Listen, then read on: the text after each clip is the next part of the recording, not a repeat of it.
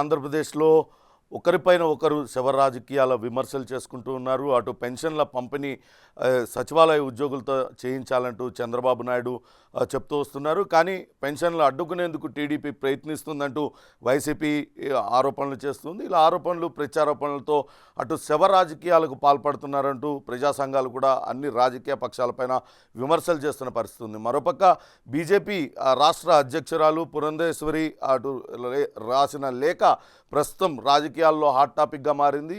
ఆంధ్రప్రదేశ్లో ఉన్న మెజారిటీ ఎస్పీలందరూ కూడా వైసీపీ అనుకూలంగా పనిచేస్తున్నారు, వాళ్ళపైన చర్యలు తీసుకోవాలంటూ ఆమె రాసిన లేఖ ప్రస్తుతం రాజకీయాల్లో కలకలం రేపుతుంది. ఈరోజు ప్రధాన పత్రికల్లోని ముఖ్యమైన వార్తలు ఏంటో చూద్దాం. ముందుగా ఆంధ్రప్రదేశ్ ఈనాడు పత్రిక కనుక చూసినట్లయితే వీళ్ళ కొత్త ఎస్పీలు అంటూ శీర్షికతో ఒక వార్త ఇచ్చారు. సగానికి పైగా వైసీపీ విధేయులనే తిరిగి జిల్లాల ఎస్పీలుగా ప్రకటించారు.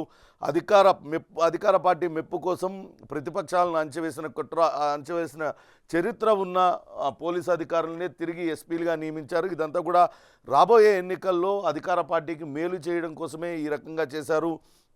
వారందరినీ కూడా అలాంటి వారిని ఏరికోరి సిఎస్ జవహర్ రెడ్డి ప్రతిపాదించారు. వైసీపీకి స్వామి భక్తి ప్రదర్శించడంలో ఏమాత్రం వీళ్ళు వెనక్కి తగ్గరు అంటూ వేశారు. ప్రస్తుతం మనం వాళ్ళని చూసినట్లయితే మణికంఠ చిత్తూరు జిల్లా ఎస్పీగా, అట్లనే గరుడ్ సుమిత్ ఎస్పీ ప్రకాశం జిల్లా ఎస్పీగా, ఆరిఫ్ హఫీజ్ నెల్లూరు ఎస్పీగా, అమిత్ బర్దర్ అనంతపురం ఎస్పీ, బిందు మాధవ్ పల్నాడు ఎస్పీ, సర్వశ్రేష్ఠ త్రిపాఠిని ఎస్ఎస్ త్రిపాఠి ఆయనను గుంటూరు ఐజీగా వేశారు. అలానే ఐఏఎస్ అధికారులు డీకే బాలాజీని కృష్ణా జిల్లా కలెక్టర్గా, అనంతపురం కలెక్టర్గా వినోద్ కుమార్, తిరుపతి కలెక్టర్గా ప్రవీణ్ కుమార్ వేశారు. ప్రవీణ్ కుమార్ కొద్దిసేపటి క్రితమే బాధ్యతలు కూడా తిరుపతి కలెక్టర్గా బాధ్యతలు చేపట్టారు. ఇక వీళ్ళు ఇప్పటిదాకా ఎక్కడెక్కడ పనిచేశారు, వాళ్ళు ఇప్పుడు ఎందుకు బదిలీ చేశారనే దానిపైన ఇచ్చారు. 5 జిల్లాలకు కొత్తగా ఎస్పీలను ఇచ్చారు. ఇటీవల 3 జిల్లాల ఎస్పీలపైన ఎలక్షన్ కమిషన్ తీవ్రస్థాయిలో ఆగ్రహం వ్యక్తం చేసింది. విధి నిర్వహణలో నిర్లక్ష్యం వహించడంతో పాటు అటు మోడీ సభలో కొంత నిర్లక్ష్యం వహించారన్న కారణంతో వాళ్ళందరిపైన చర్యలు తీసుకుంది. వాళ్ళందరికీ కూడా ఇప్పుడు కొత్తగా వీళ్ళకి బాధ్యతలు అప్పచెప్పారు. కానీ ఆ బాధ్యతలు తీసుకున్న ఈ యువ ఐపీఎస్ అధికారులందరూ కూడా వైసీపీకి అనుకూలరు. వీళ్ళందరూ కూడా అధికార పార్టీకి అనుకూలంగా ఎటువంటి పని చేయడానికైనా సిద్ధంగా ఉండేవాళ్ళు. ఇలాంటి వాళ్ళని వేయడం అంటే అటు వైసీపీకి స్వామి భక్తి చూపించడం కోసమే ఈ అధికారులను నియమించుకున్నారనే వార్తను ముఖ్యమైన వార్తగా ఈనాడు పత్రిక ప్రచురించింది. ఇక పింఛన్ల పంపిణీ 88% పూర్తయిందంటూ మరో వార్తనిచ్చింది. రెండో రోజు వేల మందికి అవే ఇక్కట్లు. వివిధ జిల్లాల్లో 5గురు కన్నుమూశారు. మొదటగా పెనమలూరు నియోజకవర్గంలో తాడిగడపలో ఒక వృద్ధురాలు మృతి చెందింది. దాంతో అక్కడ పెద్ద ఎత్తున ఉద్రిక్త పరిస్థితులు తలెత్తాయి. మండు టెండల్లో పింఛన్ కోసం 1కి 4 సార్లు గ్రామ సచివాలయాల దగ్గరికి తిరగడంతోనే వాళ్ళు వడదెబ్బ తగిలి మృత్యువాత పడ్డారంటూ ఆరోపించారు. దీనంతటికీ కారణం టీడీపీ నేతలు ఆ పెన్షన్లు నిలిపివేయాలంటూ అటు ఎలక్షన్ కమిషన్కి ఇచ్చిన ఫిర్యాదు వల్లనే ఇదంతా కూడా జరుగుతుందంటూ వైసీపీ నేతలు చెప్తున్నారు. కానీ అక్కడ టీడీపీ మాత్రం గ్రామ సచివాలయ ఉద్యోగులతో తాము ఆ పెన్షన్లు ఇప్పియమని చెప్తున్నాం, వాలంటీర్లను మాత్రమే దీని నుంచి మినహాయించాలంటూ కోరాం. ఎందుకంటే వాలంటీర్లు అటు అధికార పార్టీ కార్యకర్తలా పనిచేస్తున్నారు కాబట్టి వాలంటీర్లను వదిలేసి గ్రామ సచివాలయ ఉద్యోగులతో ఇప్పించాలంటూ చెప్పాం. ఎవరిని కూడా కార్యాలయాల వద్దకు వద్దు, వాళ్ళని ఇంటికి తీసుకెళ్ళమంటూ చెప్పారు. నిన్న కూడా అటు వివిధ జిల్లాలలో పెన్షన్ల పంపిణీ కార్యక్రమం పూర్తయింది. దాదాపుగా 88% పూర్తయింది. 6వ తారీఖు వరకు కూడా ఈ పెన్షన్ల పంపిణీ కార్యక్రమం అంటే రేపటితో దీన్ని ముగించాలంటూ ప్రభుత్వానికి డెడ్లైన్ విధించిన నేపథ్యంలో పూర్తి స్థాయిలో అందరికీ అందజేయడానికి అటు రంగం సిద్ధం చేస్తున్నారు. ఇప్పటికే 88% పూర్తయింది. చాలా జిల్లాలలో అదే పరిస్థితి ఉంది. పెన్షన్లు వస్తాయో రావో తామే వెళ్ళి తీసుకోవాలన్న ఆతృతతో చాలామంది ఎండల్లో బయటికి రావడంతో దాదాపుగా 5గురు చనిపోయారంటూ వార్తనిచ్చారు. అభయహస్తం పింఛన్దారులకు కష్టాలే ఉన్నాయి, భూములు లేని పేదలపైన కక్ష సాధింపు చర్య. దాదాపుగా వాళ్ళు ఒక 17,215 మంది ఉన్నారు. వాళ్ళందరికీ ఇంతవరకు పెన్షన్ అందలేదంటూ వార్తను ఈనాడు పత్రిక ప్రచురించింది. ఎండకు సొమ్మసిల్లిపోయాడు ఒక వృద్ధుడు. విజయనగరం జిల్లాలో ఈ ఘటన చోటు చేసుకుంది. ఆయన పెన్షన్ కోసం బయటకు వచ్చారు. విజయనగరం జిల్లా శృంగవరపుకోట మండలం గిరిశిఖర దారపర్తి పంచాయతీ పాత చిలకపాడు గ్రామానికి చెందిన 60 ఏళ్ల జెన్నీ గడ్లయ్య పింఛన్ డబ్బుల కోసం 8 కిలోమీటర్ల దూరంలో ఉన్న సచివాలయానికి కాలినడకన వచ్చారు. కానీ ఆయన ఎండ దెబ్బకు ఆయన సొమ్మసిల్లి పడిపోయాడంటూ ఆయన వార్తను ప్రచురించింది. వివిధ జిల్లాల్లో నిన్న ఒక్కరోజే 20 మందికి పైగా మృతి చెందారంటూ సాక్ష్యపత్రిక నిన్న రాసింది. కానీ ఈనాడులో ఈరోజు చూసినట్లయితే 5 వివిధ జిల్లాలలో 5 మృతి చెందారంటూ వార్త రాశారు. మొత్తం మీద ఇది పింఛన్ల పంపిణీ కార్యక్రమం మాత్రం అటు రాజకీయంగా ఒకరిపైన ఒకరు తీవ్ర విమర్శలు చేసుకోవడానికి దారితీస్తుంది. శవ రాజకీయాలకు పాల్పడుతున్నారంటూ అటు చంద్రబాబు నాయుడు కూడా తీవ్ర స్థాయిలో విమర్శిస్తున్నారు. ఇక ఆంధ్రజ్యోతి పత్రిక చూసినట్లయితే నిన్న తూర్పుగోదావరి జిల్లా నల్లజర్లలో చంద్రబాబు నాయుడు సభ జరిగింది. దానిలో ఆయన తీవ్ర స్థాయిలో విమర్శలు చేశారు. ప్రస్తుతం పింఛన్ల పంపిణీ వ్యవహారంలో మృతి చెందిన వాళ్ళను ఉద్దేశించి ఆయన మాట్లాడారు. అన్యాయంగా వాళ్ళు చనిపోయారు, వైసీపీ డిఎన్ఎల్లోనే శవ రాజకీయం ఉందంటూ ఆయన తీవ్ర స్థాయిలో విమర్శించారు. ఓటు వేయొద్దని చెల్లెలే చెప్తుంది. 188 మంది దళితుల్ని చంపారు. 4.5 ఏళ్లలో 6,000 కేసులు పెట్టారు. నా ఎస్సీలు అంటూనే వాళ్ళ గొంతులకు వస్తున్నాడు. ప్రతి ఇంట్లోనూ ప్రతి ఊర్లోనూ ఈ శవ రాజకీయాల గురించి చర్చ జరగాలి. 32 మంది పింఛనదారులను చంపేశారు. పోలీసులే కేసులు పెట్టి లోపలేయాలి.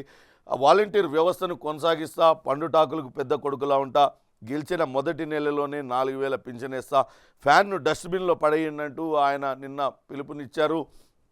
జగన్ మళ్ళీ అదే మొదలుపెట్టాడు. అందుకే శవాన్ని చూసినా నవ్వుతాడు. అలాంటి వారు మనకి కావాలా? మొత్తం మీద అటు శవ రాజకీయం అనేది ప్రస్తుతం ట్రెండింగ్గా మారింది ఆంధ్రప్రదేశ్లో అని చెప్పాలి. పరస్పరం ఇదే శవ రాజకీయాలంటూ అటు వైసీపీ టీడీపీ మీద ఆరోపణలు చేస్తుంది, టీడీపీ వైసీపీ మీద ఆరోపణలు చేస్తుంది.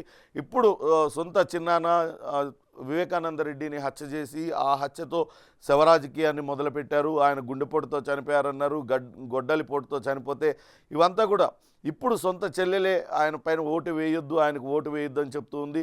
అలాంటి వ్యక్తి మనకి కావాలా అంటూ చంద్రబాబు నాయుడు తీవ్రస్థాయిలో విమర్శించారు. దానికి సంబంధించిన వార్తనిచ్చారు. ఇక వివేక హత్య కేసులో ఆరోపణలు ఎదుర్కొంటూ ఉన్న వైఎస్ అవినాష్ రెడ్డి ఆయన బెయిల్ రద్దు చేయాలి, అవినాష్ రెడ్డి బెయిల్ రద్దు చేయాలంటూ అందులో అప్రూవర్గా మారిన దస్తగిరి పిటిషన్ దాఖలు చేశారు. దానిపైన నిన్న తెలంగాణ హైకోర్టులో విచారణ జరిగింది. విచారణ సందర్భంగా సిబిఐ అటు దస్తగిరి వేసిన పిటిషన్కు తాము మద్దతు తెలుపుతున్నామంటూ తెలిపింది హైకోర్టుకి.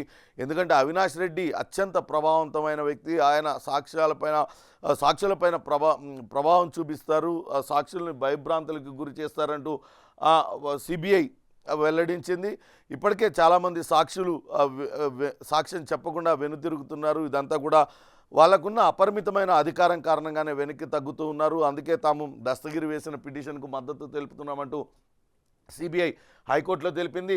సుప్రీంలో సున్నిత వాద్యంలోనూ కౌంటర్ వేశాము, దస్తగిరి ఫిర్యాదు చేసే వరకు ఏం చేశారు, అవినాష్ బెయిల్ రద్దు చేయాలని సిబిఐ ఎందుకు కోరడం లేదంటూ హైకోర్టు ప్రశ్నించింది. మాకంటే ముందే సునీత సుప్రీంకి వెళ్ళింది, అందుకే మేము పిటిషన్ వేయలేదు. బెయిల్ షరతులన్నింటినీ కూడా ఉల్లంఘించారు.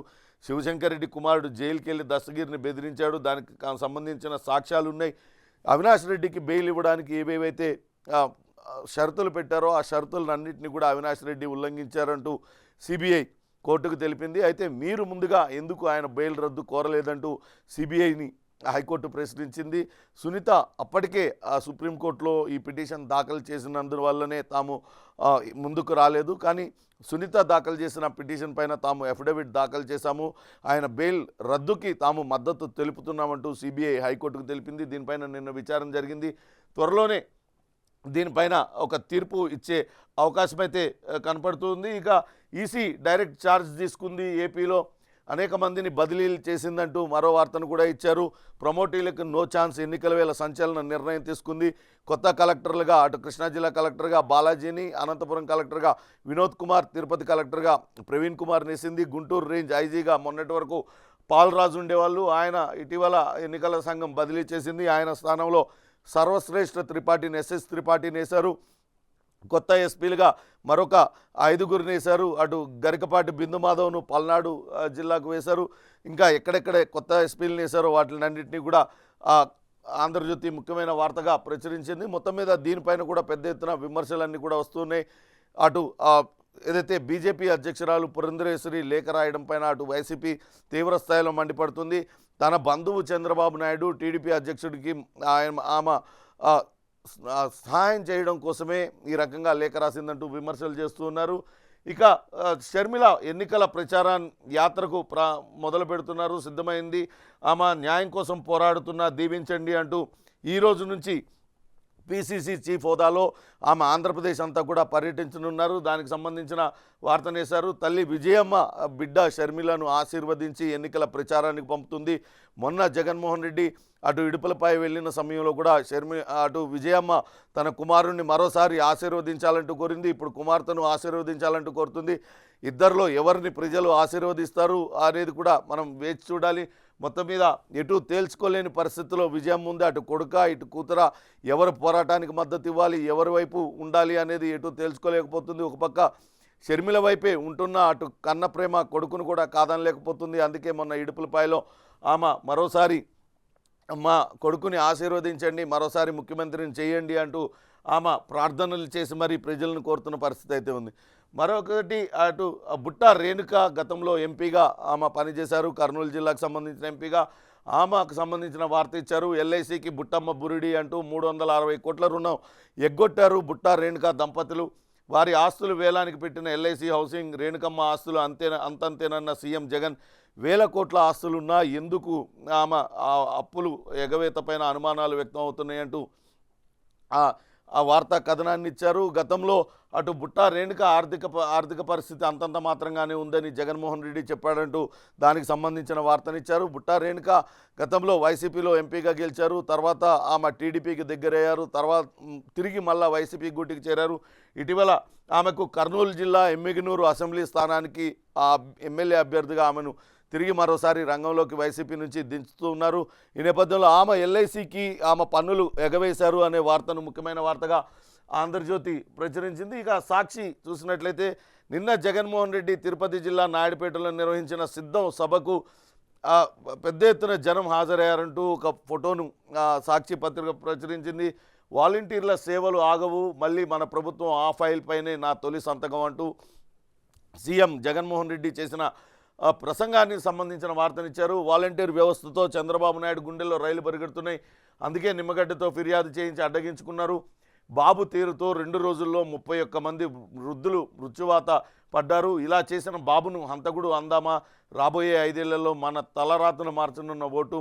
నాడు జన్మభూమి కమిటీలు లంచాలు ఇస్తేనే పథకాలు, కానీ 14 ఏళ్లలో ఏదైనా పథకాన్ని ప్రవేశపెట్టావా చెప్పు బాబు అంటూ తీవ్రస్థాయిలో అటు విమర్శలు చేశారు. దానికి సంబంధించిన వార్తను ముఖ్యమైన వార్తగా అటు సాక్షి పత్రిక ప్రచురించింది. ఇక పురంధరేశ్వరికి సంబంధించిన వార్త, ఆమె ఇప్పటికే ఎలక్షన్ కమిషన్కు లేఖ రాసింది. 22 మంది ఐపీఎస్ని బదిలీ చేయాలంటూ లేఖ రాసింది. వారి స్థానంలో ఎవరెవరు నియమించాలో కూడా సూచించింది. ఎన్నికల ప్రక్రియకు సంబంధం లేని అధికారులపైన ఆరోపణలు చేసింది. బెదిరింపు ధోరణిలో లేఖ రాయడం వెనకాల బాబు పాత్ర స్పష్టంగా ఉంది. చంద్రబాబు కేసులు విచారిస్తున్న సిఐడి అధికారిపైన కక్ష ధోరణి, ఆయనకు ఎన్నికలతో సంబంధం లేకుండా బదిలీ చేయాలని లేక, మరిది కోసం పూర్తిగా దిగజారిన తీరు, పదవి తాకట్టుపై బీజేపీలోనే విస్మయం అంటూ వార్తనిచ్చింది. దీనిపైన వైసీపీ తీవ్రస్థాయిలో విమర్శలు చేస్తున్నారు. బీజేపీ రాష్ట్ర అధ్యక్షురాలుగా ఉండి టీడీపీ కోసం పనిచేస్తున్నారు పురంధేశ్వరి, అందుకే ఆమె ఈ రకంగా లేఖ రాశారనే విమర్శను అటు వైసీపీ ఎమ్మెల్యే పేర్ని నాని ఇతరులు కూడా తీవ్రస్థాయిలో ఆమె పైన విరుచుకుపడుతున్న పరిస్థితి ఉంది. ఇక దిశ పత్రిక కనుక చూసినట్లయితే మేనిఫెస్టో వార్ అనే వార్తను ముఖ్యమైన వార్తగా ఇచ్చారు. వైసీపీ ఎన్నికల ప్రణాళిక ఈ నెల 9న ప్రకటించనుంది. టీడీపీ హామీలపైన సీఎం జగన్మోహన్ రెడ్డి ఎద్దేవా చేస్తూ ఉన్నారు, అదో కిచిడి అంటూ చెప్తూ ఉన్నారు. కానీ సీఎం జగన్మోహన్ రెడ్డి త్వరలోనే మేనిఫెస్టోని విడుదల చేయనున్నారు. దీనికి సంబంధించి ఇప్పటికే పూర్తయింది మేనిఫెస్టో. మరిన్ని ప్రజాకర్షక పథకాలతో మేనిఫెస్టో ఉండబోతుందంటూ చెప్తున్నారు. వాలంటీర్లు పింఛన్ల గొడవ సద్దమనక ముందే మేనిఫెస్టోలపై వారు మొదలైంది. మళ్ళా ప్రభుత్వం ఏర్పడ్డాక తొలి సంతకం రాజీనామా చేసిన వాలంటీర్లను విధుల్లో తీసుకునే ఫైల్ మీదనే ఉంటుందంటూ జగన్ ప్రకటించారు. ఆయన నాయుడుపేటలో అటు టీడీపీ మేనిఫెస్టోని కిచిడి అంటూ అటు వ్యాఖ్యానించారు. మొత్తం మీద తిరిగి జగన్మోహన్ రెడ్డి అధికారంలోకి వస్తే తాను ఏదైతే మేనిఫెస్టోలో పెట్టానో వాటిలన్నింటినీ అమలు చేసి తీరుతాను. అటు మొదటి సంతకం ఇప్పటికే రాజీనామా చేసిన వాలంటీర్లు కావచ్చు, వాలంటీర్లకు సంబంధించిన సమస్యలపైనే తన సంతకం ఉంటుందంటూ ఆయన ప్రకటించారు. ఇక అవినాష్ రెడ్డి బెయిల్ పిటిషన్కి సంబంధించి ముఖ్యమైన వార్తగా ఇచ్చారు. అవినాష్ రెడ్డి బెయిల్ పిటిషన్ రద్దు చేయాలంటూ దస్తగిరి వేసిన పిటిషన్కు తాము మద్దతు తెలుపుతామంటూ సిబిఐ హైకోర్టుకు తెలిపింది. అయితే అటు కోర్టు షరతులను అవినాష్ రెడ్డి ఉల్లంఘించారు, దానిపైన చర్యలు తీసుకోవాల్సిందే, ఆయన బెయిల్ రద్దు చేయాల్సిందేనంటూ సిబిఐ కోరడంతో కోర్టు ఒక నిర్ణయం తీసుకొనుంది. త్వరలోనే ఆయన ఈ నెల 15వ తారీఖు విచారణ వాయిదా వేసింది. ఆ రోజు ఆ తీర్పు వెలువరించే అవకాశం కనపడుతుంది. ఇది ఆంధ్రప్రదేశ్ వార్తల విషయాలకు వస్తే, ఆంధ్రప్రదేశ్లో శవ రాజకీయాలు జోరుగా సాగుతున్నాయి. ఖచ్చితంగా దాన్ని దృష్టిలో పెట్టుకోవాలి. పండుటాకులు రాలిపోతున్నారు. పింఛన్ల కోసం వాళ్ళందరూ కూడా మండుటెండలోకి వచ్చి వాళ్ళు వడదెబ్బ తగిలి మృత్యువాత పడుతూ ఉన్నారు. దయచేసి వాళ్ళని గమనించండి అంటూ అటు ప్రజా సంఘాలన్నీ కూడా కోరుతున్న పరిస్థితి ఉంది. అటు వృద్ధులు ఎవరు కూడా దయచేసి బయటికి రావద్దు. ఇప్పటికే అటు బయట వాతావరణం 42 డిగ్రీలకు పైగా ఎండ ఉంటుంది. అందరూ ఇళ్ళకే పరిమితం అవ్వాలి. ఎంతో ముఖ్యమైన పని ఉంటే తప్పితే బయటకు రావద్దంటూ అటు వాతావరణ శాఖ నిపుణులు కావచ్చు, ఇటు వైద్యులు కూడా హెచ్చరిస్తున్న నేపథ్యంలో తగిన జాగ్రత్తలు తీసుకోండి. ఖచ్చితంగా సచివాలయ ఉద్యోగులు మీ ఇళ్ళకే తెచ్చి మీకు అందరికీ కూడా పింఛన్లు ఇస్తారు. ఈరోజు రేపు కూడా గడువు ఉండడంతో ఇప్పటికే 88% పూర్తయింది. మిగతా వాళ్ళకు కూడా అందరికీ పింఛన్లు అందజేసే ప్రక్రియ జరుగుతూనే ఉంది. కాబట్టి ఎవరు కూడా దయచేసి బయటకు రావద్దని వాళ్ళందరికీ కూడా విజ్ఞప్తి చేస్తున్నాం.